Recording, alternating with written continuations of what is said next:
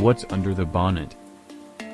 Powering the BMW XM is a 4.4-liter twin-turbocharged V8 plug-in hybrid powertrain mating a 145 kW/280 Nm electric motor and 360 kW/650 Nm petrol engine for total system outputs of 480 kW and 800 Nm.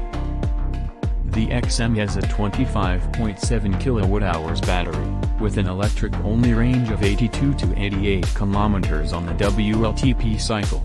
It can be charged on AC power at up to 7.4 kilowatts. The electric motor is integrated into the 8-speed automatic transmission. Power in the XM is sent to the road via an MX Drive rear-biased all-wheel drive system. BMW claims a 0 to 100 km/h time of 4.3 seconds. How does the BMW XM drive?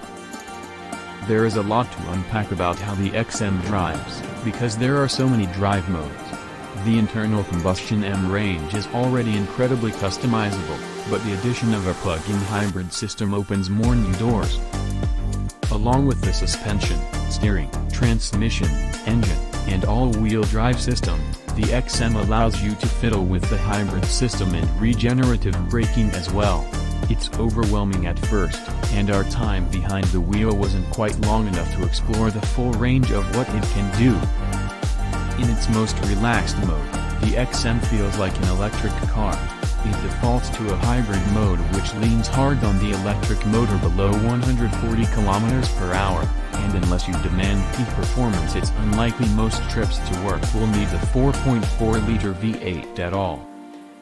Save for some space-age electric car sounds, there's none of the fire and brimstone that has characterized BMW M since its inception.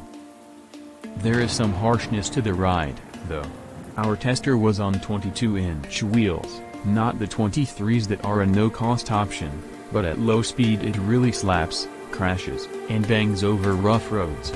For a big SUV focused on blending performance with luxury, the ride isn't particularly luxurious.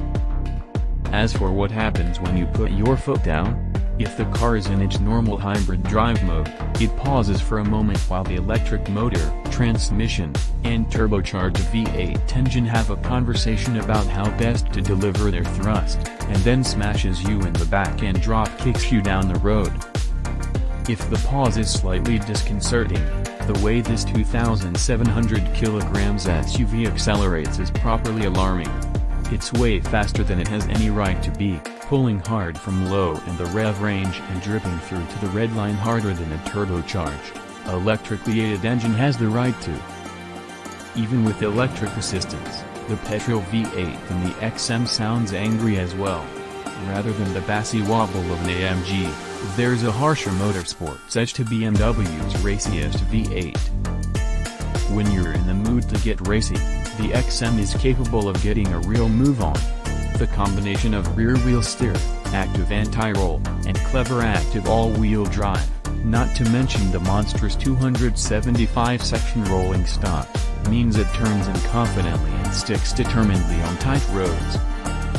It's deeply impressive how hard you can push it, although there's no escaping the car's size when the roads get tight. There's also no getting away from the ride. No matter how you have the suspension set up, from comfort to sport plus, the way the XM thunders into potholes and pockmarked bits of tarmac undermines the experience. It's always too firm. There's not a huge amount of feedback through the controls. The steering is direct but not what you'd call particularly chatty, and the plug-in hybrid system delivers near-instant response from so low in the rev range you can be a gear or two lower than you'd expect, but in its more aggressive modes, that response is so sharp it can be hard to modulate. You can hustle it hard, but between the complicated drivetrain, the sheer size of it, and how damn fast it is for public roads, it doesn't necessarily encourage you to do that in the way an M3 Touring, or even an X5M does.